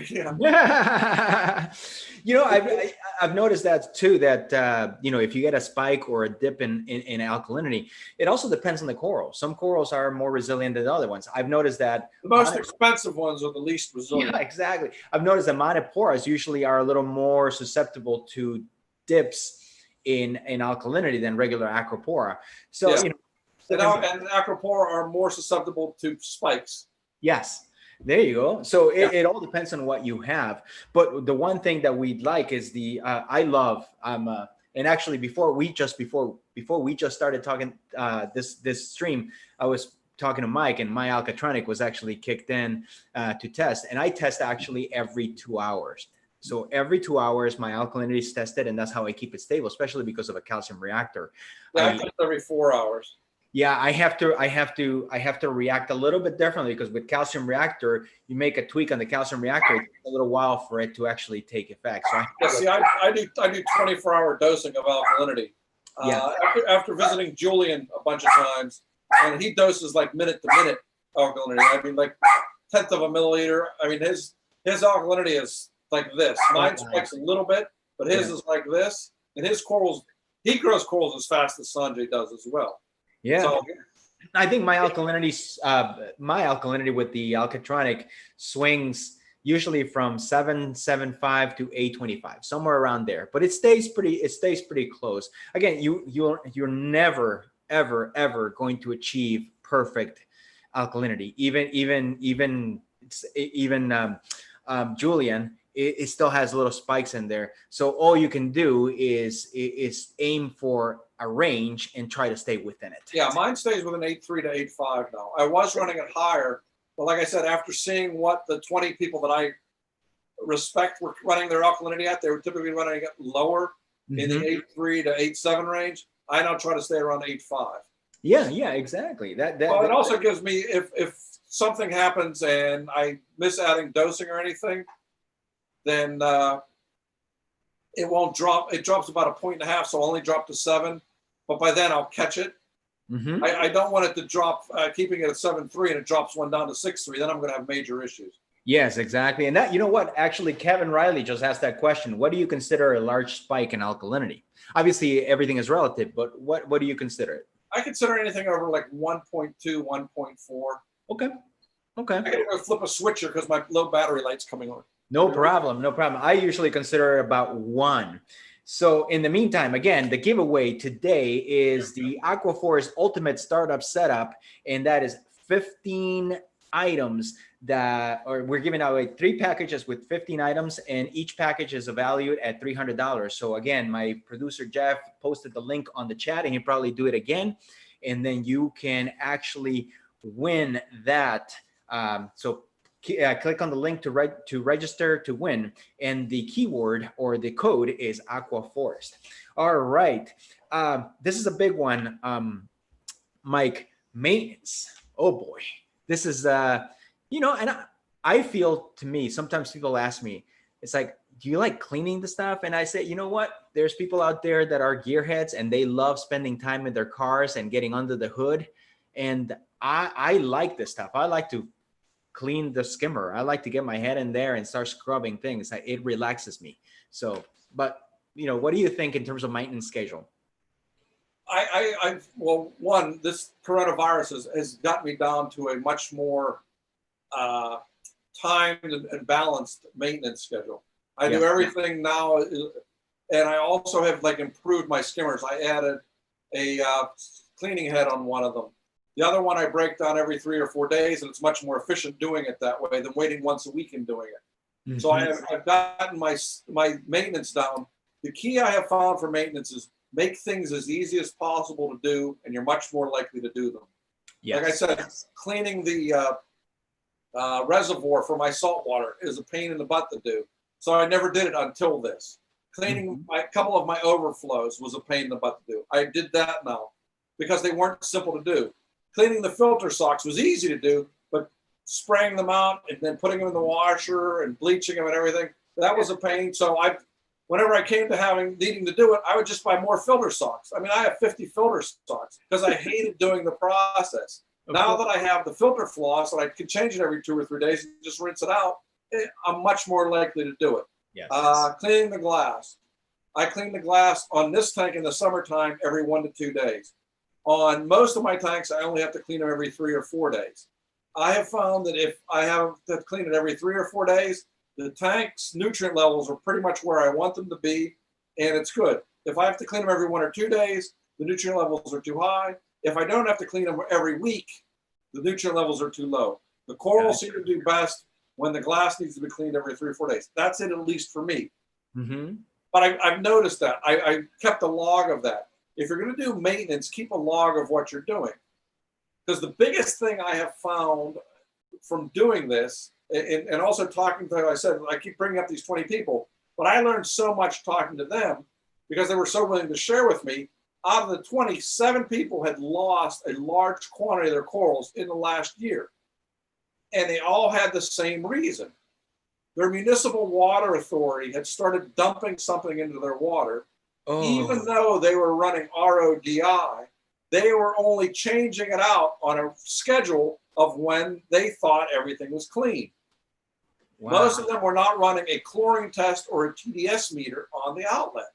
As a result, as this new stuff was added, it overwhelmed their RODI, it got into their tanks and it wiped them out. Oh my. So now as part of my maintenance is every time I mix up water, I do a TDS test of it. Right. It usually runs 0 to 5, somewhere in that range. Yeah. If I don't run RODI and I test the tap water, it runs from 130 to 150. So it's taking a lot of crap out of the water. Mm-hmm. But where before I was changing it every 5-6 months, I'm now changing it out every 2 or 3 months because the water is crappier than it used to be.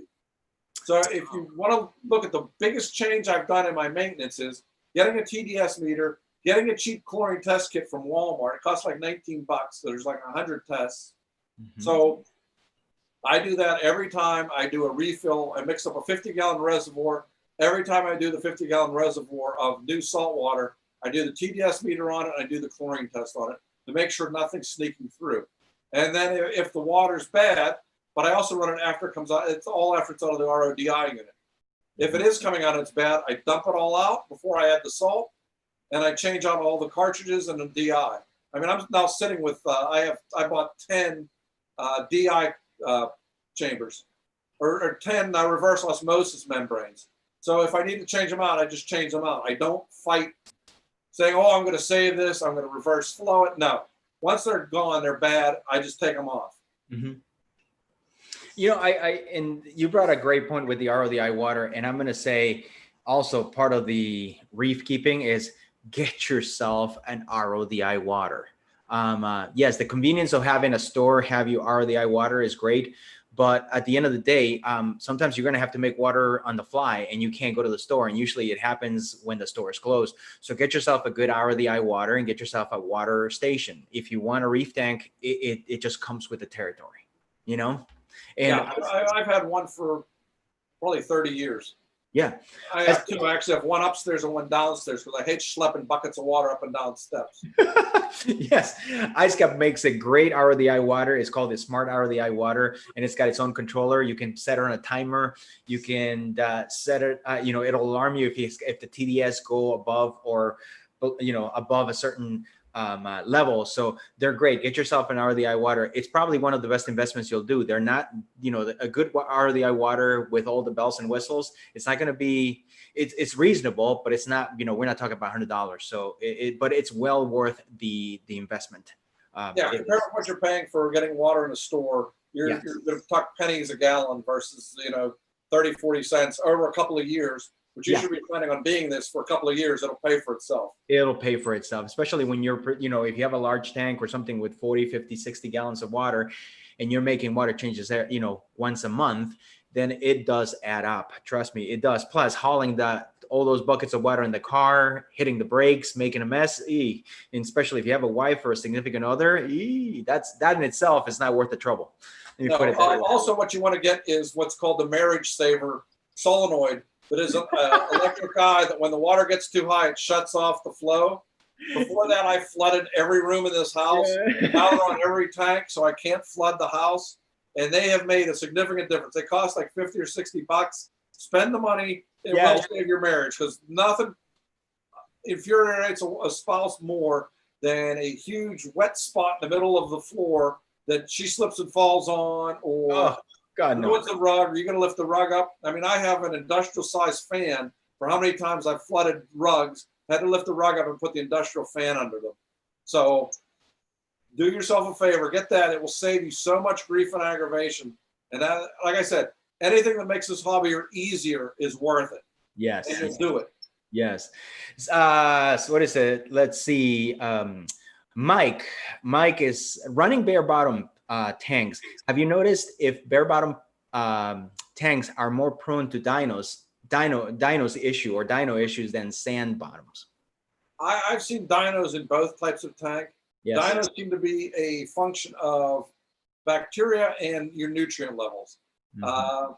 I've had them 2 or 3 times now, particularly in the new tank, the 500 downstairs. The old 300, I had them early on. It's part of the problem when your tank isn't stable, and that tank downstairs was not stable until probably 14, 15 months in. But I basically finally eradicated them with the lights off and some of the Fauna Marines Dino X, and I treated them with that, and that finally got rid of them. After I treated them, though, I saw a couple spots come out. Mm-hmm. And what I would do is I would fill up a turkey baster with hydrogen peroxide, and then I would just turn off the flow and then gradually go over and basically disintegrated them. Okay. And I had to do that 2 or 3 times afterwards. But since I've done that, knock on wood, where's wood? I've had no problem with I've had no problem with dinos for the past 7 or 8 months. That's good. That's good. So a function of bare bottom. I've never had them in this tank. I've never had them in the Elos tank. The only tank I had them in was the big tank, and I think that was just from disrupting everything, because I basically used everything from the 300 in the 500. So it was just changing it over. It wasn't anything new. It wasn't new live rock. It was just switching everything over was enough to disrupt everything. And the nutrient levels plummeted, and as a result, I ended up with dinos. Okay. Last thing, research and make friends. What books or websites should I buy? And I think this is one of the most underrated yet most important things for a newbie, which is, your source of information. And I know Facebook's out there, but unfortunately, sometimes, I see a lot of newbies giving advice to newbies. And so I'm not saying that's a bad thing, because some of the advice is correct, but some of the advice you can tell is, you know what, you're making it a little harder than it should be. So make sure that you know who you are getting the information from. So what do you think? Trust the guy at the LFS, at the local fish store, join a club. What do you think? Join a club. If the local fish store has a nice looking tank and it's stable and they know looks like they know what they're doing, then you can trust them. Mm-hmm. A couple of the local fish stores around here have beautiful tanks. I would trust these guys. A couple others, not so much. So it all depends on what you have. The same thing, if you make friends with people on Facebook, that's a wealth of information. But make sure they see what their tank looks like. Yes. Don't let them show you just, here's one coral I got. You want to see what the full tank looks like. They get an idea that they know what they're talking about and know what they're doing. Some people are really good photographers, particularly macro photographers, but you look at their tank, they have 4 or 5 nice corals and all the rest is a disaster. So don't do that. Yes. Find people that have been in the hobby for a while. That's the other thing. Most people are learning for the first 5 years. I've been in this 36 years. I still consider myself a beginner because I'm still learning. Yep. I learn every time I do anything. Just doing these experiments, I've learned a lot. Just talking to those 20 guys, I've learned a lot. You think going in after you've done this long, well, I know how to do this. I thought when I set up the 500, well, I'm not going to have an ugly phase of the tank. Well, the ugly phase lasted a year. The ugly phase didn't care that I've been doing this 36 years. I didn't follow some of the things that I knew I should have done. I got arrogant. Don't let arrogance be your guide and think, okay, I read this, I know this, or this guy knows this. Also understand every tank is different. Yes. No 2 tanks are the same.